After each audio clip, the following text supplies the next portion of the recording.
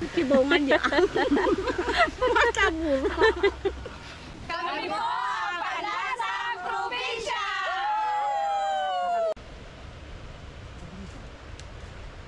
Mga kababayan, nalinisan na natin ang kibaw at ito ay ating isasalang na sa tubig na mainit para ito ay bumuka, makuha na ang kanyang laman. Mga kababayan, isa lang na natin para ito ay bumuka.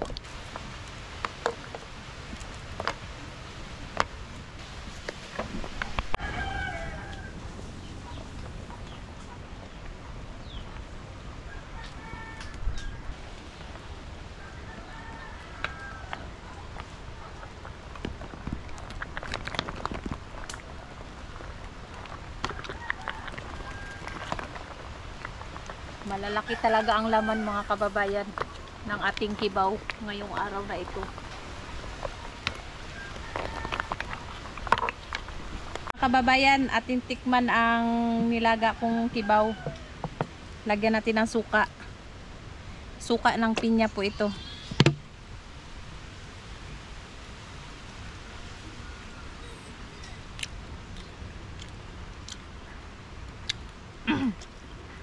Sarap mga kababayan.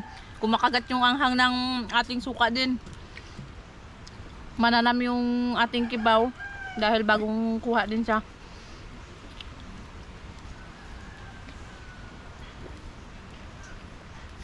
Mga kababayan, tikman na natin. Nilaga pa lang ito. Pwede nang kainin.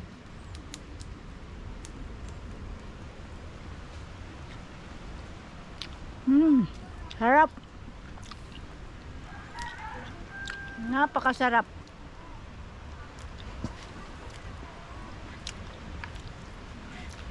Lalo na kung may suka ng pinya. Napakasarap talaga.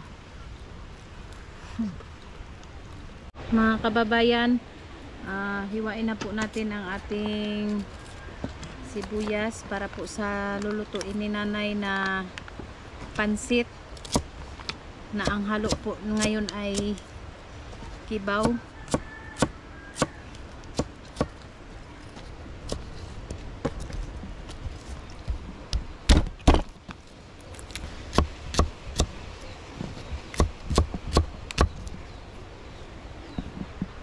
Ito mga kababayan, ito po yung lulutuin ni nanay ngayon. Haluan niya ng kibaw, yung pansit bato. Galing pa po ito ng Bicol. Pasalubong po ito ng pinsan ko mga kababayan. Dahil wala po tayong repolyo mga kababayan, pwede rin po na malunggay lang. Dito po sa probinsya, pag wala po tayong pambiling mga repolyo, carrots, pwede naman po yung malunggay yung ihalo natin na gulay.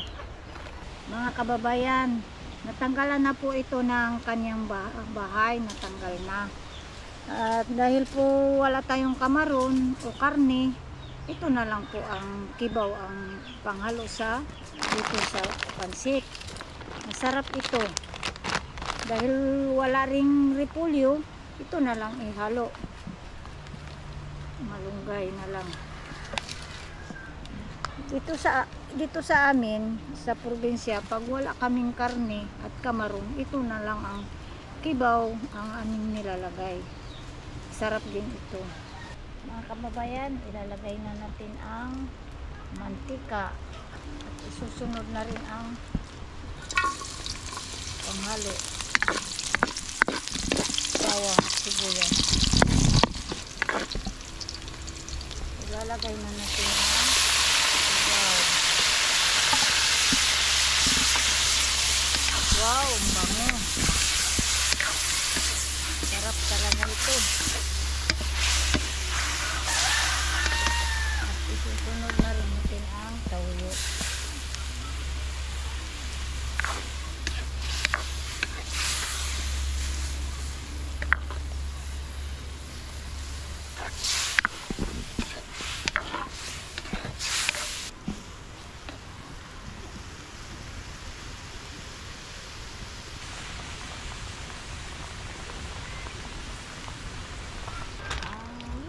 Ilagay na natin ang pansit.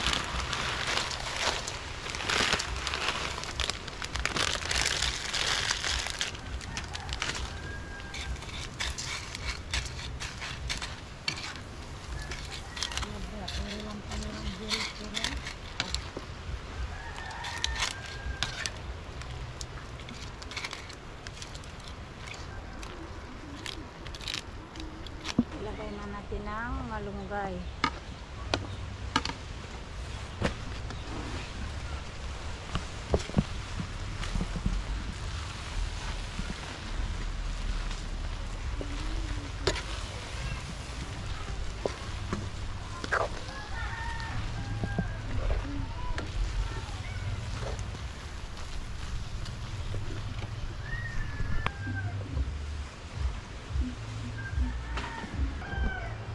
Mga kababayan, kain na po tayo. Thank you, Lord. Tikman natin ang luto ni nanay na pansit na ang halo ay kibaw. Kain na. Yung pinang, kain lang.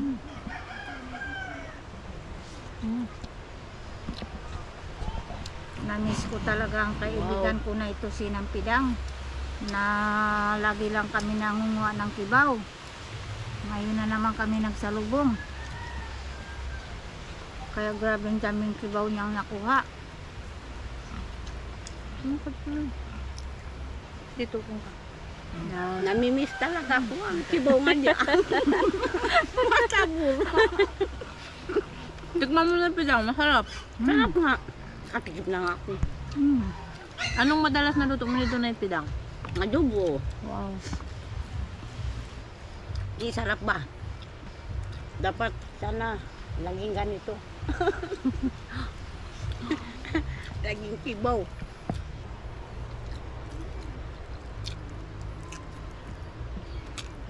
Sarap mga kababayan. Bakbak na pinang. Bakbak talaga dyan. Siyempre, namimiss taba ang mga lutong kanudaya. Kain, marami. Namiss talaga kita. Bago lang kami nagsalubong.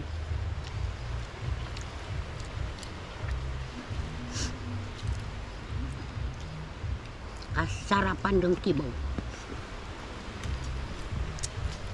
At ng pansit sa kibaw.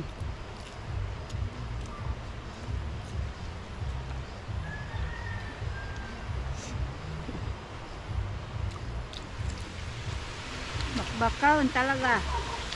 Bakbak talaga dyan kun. Conference nga diyan. Siyempre, bago kitag bagat, namimiss ang mga luto ba?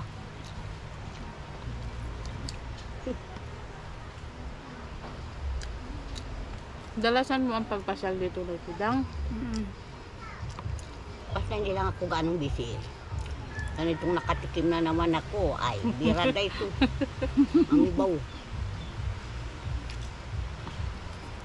Dapat nga may alimang upay. Pangalimang tayo naman. Ito na talaga ang kinalakihan namin, yung kibaw. Pag wala kaming ulam, dito lang kami. Kasi dito kami sa kanipaan ko, ito, marami rin kibaw dito. Dito lang kami nagpaikot-ikot. Katunggan na rin ito. Kaya wala kaming problema sa ulam. Mataba pa naman. Ito oh, taba. Basta ganito, mataba talaga yan. Grabing sarap.